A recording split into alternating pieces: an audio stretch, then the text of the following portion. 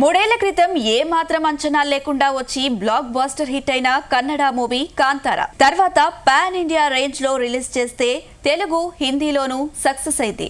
దీనికి ప్రీక్వెల్ గా తెరకెక్కిన చిత్రమే కాంతారా చాప్టర్ 1. ఇప్పుడు ఇది థియేటర్లోకి వచ్చేసింది. రిషబ్ శెట్టి హీరో కమ్ దర్శకుడు. ఈ మూవీని తొలి భాగం కంటే భారీగా తెరకెక్కించారు. ట్రైలర్ చూస్తేనే ఆ విషయం అర్థమైంది. ఈసారి హీరోయిన్ గా రుక్మిణి వసంత్ చేసింది.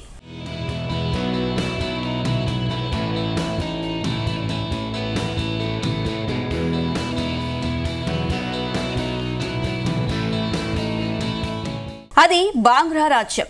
దీనికో రాజు ఓ రోజు ఈశ్వరుని పూదోట అనే ప్రాంతానికి వెళ్తాడు. బ్రహ్మరాక్షసుడి కారణంగా ఇతడితో పాటు సైన్యం అక్కడ చనిపోతారు. పిల్లాడిగా ఉన్న రాజు కొడుకు రాజశేఖరుడు బతికిపోయి తిరిగి రాజ్యానికి వస్తాడు. పెద్దయ్యాక కూడా అటువైపు వెళ్లే సాహసం చేయడు. ఇదే ఈశ్వరుని పూదోటకు దగ్గర్లోని కాంతారా అనే చోట జనాలు నివసిస్తూ ఉంటారు. వాళ్లకు బెర్మి అనే పిల్లాడు దొరుకుతాడు. పెరిగి పెద్దవుతాడు. మరోవైపు రాజశేఖరుడి కొడుకు కులశేఖరుడు కూడా పెద్దయ్యాక యువరాజు అవుతాడు. ఎక్కడో అడవుల్లో ఉండే బెర్మి బాంగ్రా రాజ్యానికి ఎందుకు రావాల్సి వచ్చింది? కులశేఖరుడితో వైరం ఏంటి? ఇంతకీ యువరాణి కనకవతి ఎవరు? తర్వాత ఏమైందనేదే మిగతా స్టోరీ.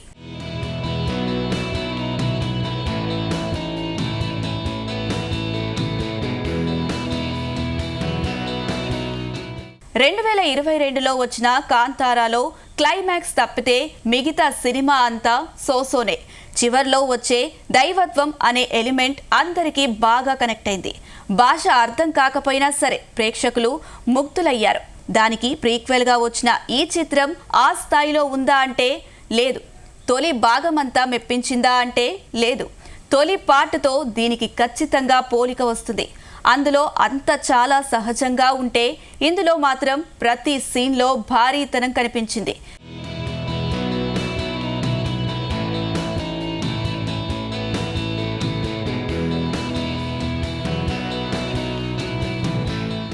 తొలి పాటలో శివ చిన్నతనంలో తండ్రి తప్పిపోవడం అనే పాయింట్ దగ్గర ఈ సినిమా మొదలవుతుంది.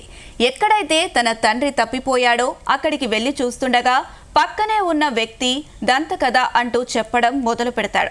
ఈశ్వరుని పూదోట, బాంగ్రా రాజ్యం, కదంబ రాజ్యం, కడపటి దిక్కువాళ్ళు, కాంతారా అనే ప్రదేశం, ఇలా చాలా కొత్త విషయాలు, కొత్త మనుషుల్ని పరిచయం చేస్తూ వెళ్లారు. ఈ క్రమంలో అసలు కథ చెప్పడానికి చాలా టైం తీసుకున్నారు. అడవిలో ఉండే హీరో, అతడి మనుషులు బాంగ్రా రాజ్యానికి రావడం, అక్కడ చేసే హంగామాతో ఫస్ట్ హాఫ్ అలా నడిచిపోతుంది. టైగర్ ఎపిసోడ్తో ఇంటర్వెల్ పడుతుంది.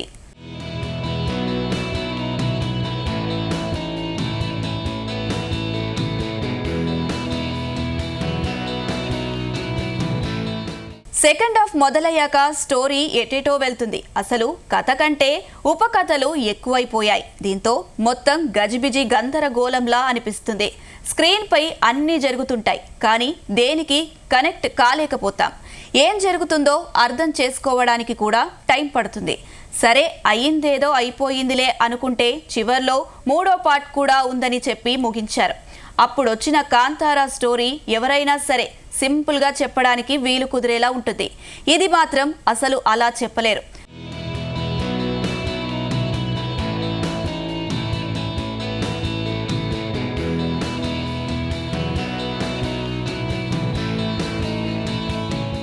సినిమా చూసొచ్చాక ఎవరినైనా స్టోరీ ఏంటో చెప్పమని అడగండి, ఖచ్చితంగా తడబడతారు.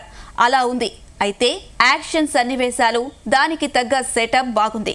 కానీ సెకండ్ హాఫ్ లో వచ్చే యుద్ధం సీన్ చూస్తున్నప్పుడు బాహుబలి ఛాయలు కనిపిస్తాయి. రిషబ్ శెట్టి నటన బాగానే ఉంది, కానీ తొలి పార్ట్ కంటే డిఫరెన్స్ ఏముందా అని సందేహం వస్తుంది. మిగతా వాళ్లలో రుక్మిణి వసంత్ క్యారెక్టర్ బాగా డిజైన్ చేశారు. యువరాణిలా అందంగా ఉంది.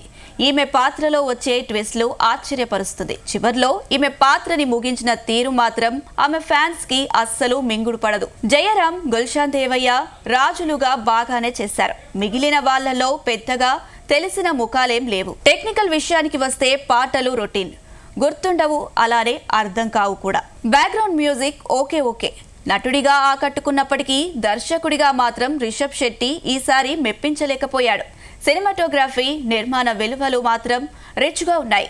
మూవీ అంతా చూసిన తర్వాత పాన్ ఇండియా మోజులో పడిన రిషబ్ శెట్టి ఇలాంటి సినిమా తీశాడేంటా అని ఖచ్చితంగా అనిపిస్తుంది.